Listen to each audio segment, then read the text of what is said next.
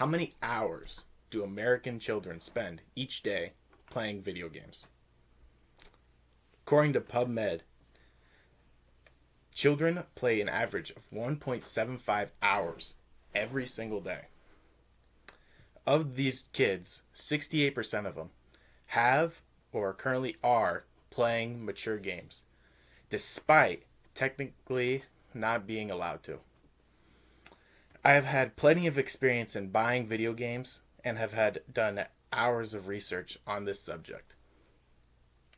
This applies to all of you because you have all played video games in your childhood and you know the impact these games can have on your development. Children are playing violent video games when they should be playing other options, and the impact this change can have will affect the generations to come, and it will be massive. And that is a 4-year-old playing Call of Duty Mobile despite not technically allowed to do so.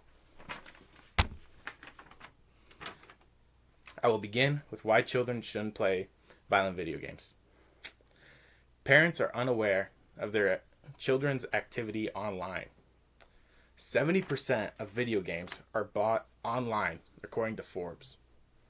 And parents are unable to set up parental controls because they just don't know how to. And this allows the children to buy video games without the parent even knowing. No ID is also required to buy video games. And if it were to be required, this would make it so that only children of a certain age could play certain games, and that adults would be the only ones allowed to play mature games. And this would also guarantee that there is no breaking of these rules. And that demonstrates how physical video games have gone down by the years, and that about 90% of all games made are made online. And this is the parental controls for the PlayStation.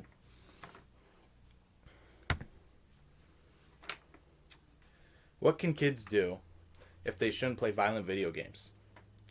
They could play video games with their friends and family, as demonstrated there. This would enforce bonds between the child and their loved ones. And this would also teach children how to treat others with the guidance of their parents. They could also play outside with other people.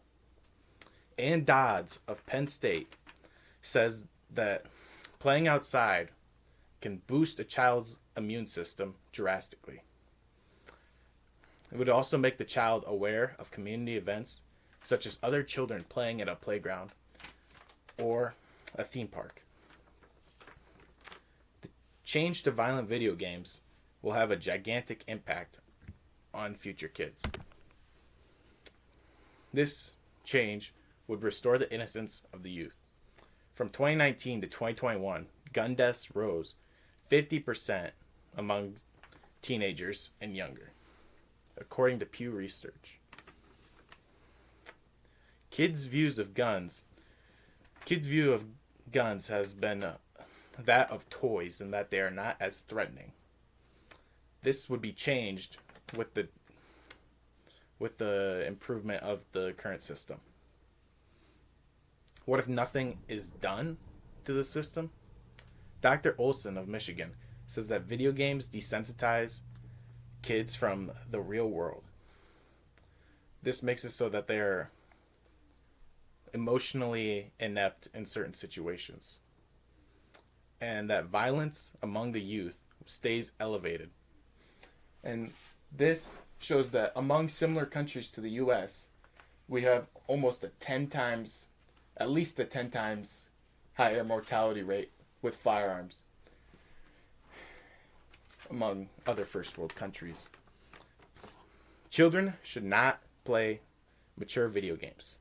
Instead, they should play family-friendly games with their loved ones, which will protect the youth for years to come. Video games have been played by kids for decades, but it is important to understand the impact those can have on the children.